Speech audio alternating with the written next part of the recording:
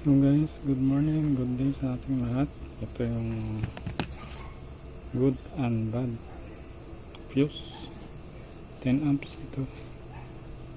Kulay red. May iba-ibang coding tayo ng fuse. Yan o. Color coded na yan. Ito yung sample natin ng good. As you can see, labo. Yan o.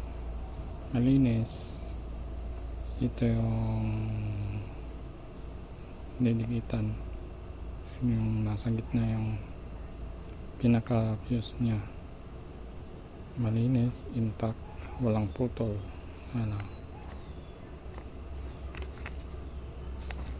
ito naman yung bad.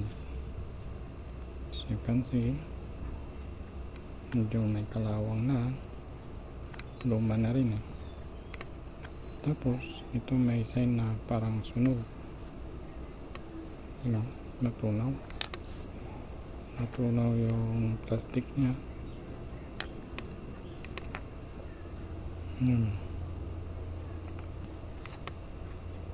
Kung nakita nyo ganito, palitan nyo na.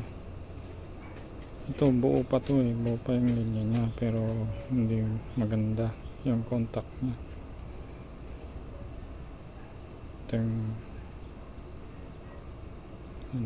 Pero sunog na rin, palitan nyo na ito bago.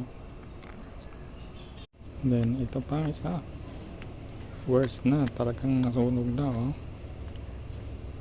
Buo pa naman pero sunog na talaga.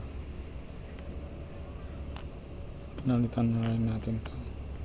Sign na talaga magpalit ka.